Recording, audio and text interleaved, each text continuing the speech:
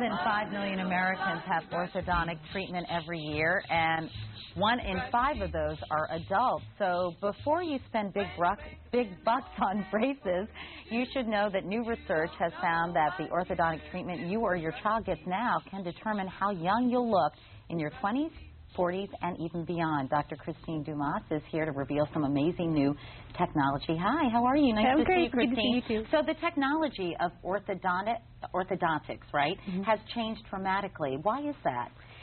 Right now, before an orthodontist looks at your 11 or your 12-year-old, they should be able to take her aging process into account and what she's going to look like when she's 50. Well, how do they determine that, Christine, though? Isn't that hard to say because people develop at different rates and in different ways?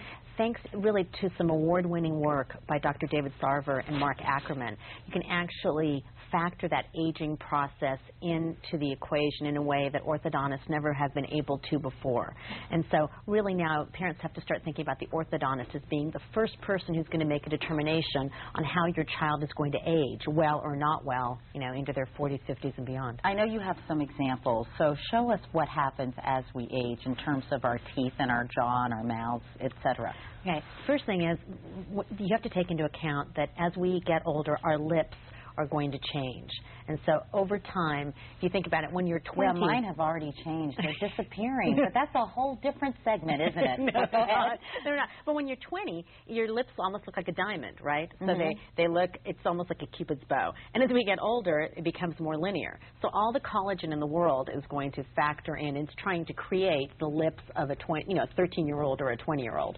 So that's one of the big things as we start to look at some of these cases. You kind of have to see where the lips are relative to where the teeth are going to be to see what the child is going to look like. So they're taking facial measurements, is that right? So before they would look at the skull and the jaw, and imagine if you went to a plastic surgeon and they just said, well, I'm going to look at a picture of your skull and then I'll figure it out. You have to look at the face and you have to measure the face. So we're going to take a look at some cases where we measure the face and see some dramatic results. Okay, so why don't you take us through, this is, I guess, an example of somebody who was measured, and why don't you explain what the orthodontist does? This little girl, you look at her smile, her name is Blair, not showing a lot of tooth. You can see already. So when she's 50, if she's not showing a lot of tooth now when she smiles, it's going to be not so good at 50. So let's watch how she changes. Puts the braces on. They're actually going to bring her... that is so cool. Isn't it cool? So they bring her teeth down. So look at now how more beautiful her smile is, but she's showing more tooth. So as her lip starts to come down, as she turns 40, 50, and 60, she's going to look younger longer. Wow. Then we have Emily Putnam, right? Emily Putnam. Show us her case. Let's look at this case. It's really interesting. Emily, when you look at her, as 12 years old, has short teeth and has a gummy smile. So what might have happened before is I have that gummy smile too. But only no, you don't. Yeah, I do. It's okay. But you have but you know what? There's a difference between an emotional smile when you do that, but when you smile, it's perfect. That's because I've learned how to compensate. But anyway, go ahead. So if we look at Emily's smile, what she does is an orthodontist might have thought. Can we show that again? We need to look at her before. Okay, he's trying. I think we're having some technical problems. Okay, there. So if we look at her very gummy, an orthodontist might have said, you know what? I'm going to move those teeth up. She had short teeth. I'm going to move them up so she has a less gummy smile. Is that hard to do, though, move teeth up? They can do it up, down. But watch this. Watch as she grows.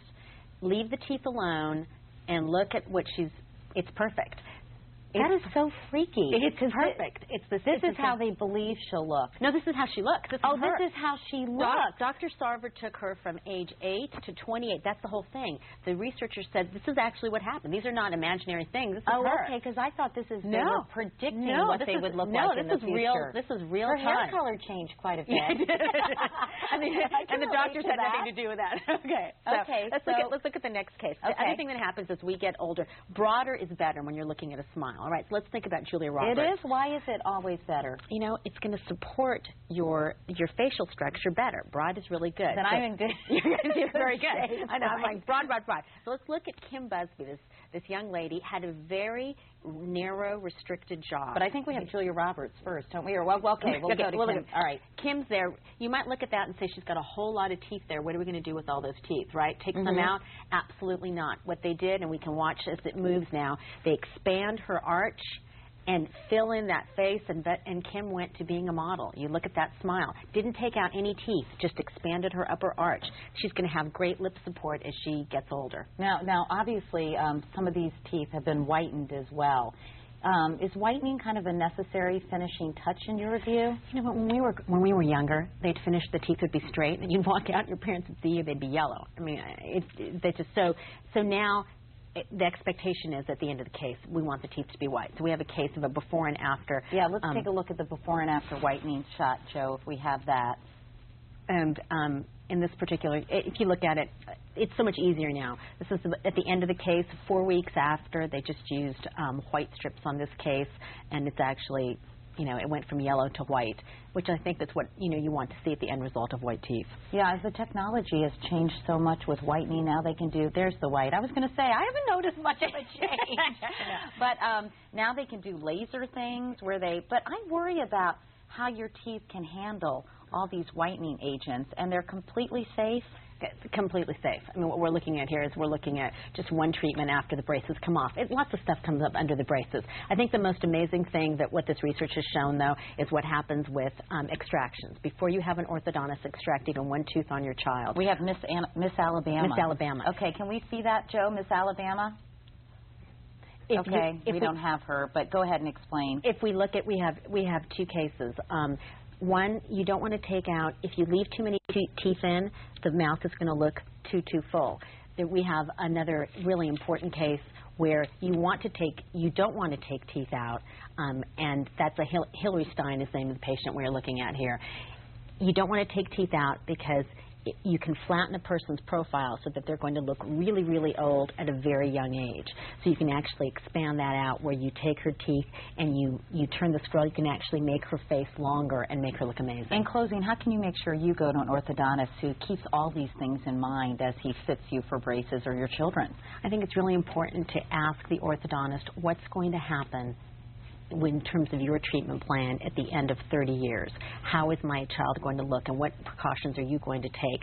Bringing up the things that we talked about this morning. To make sure that she grows into her teeth. And looks young, looks just as beautiful when she's 20 and her face as when she's 40. All right, Christine Dumas. Thanks, Christine, so much. And up next, you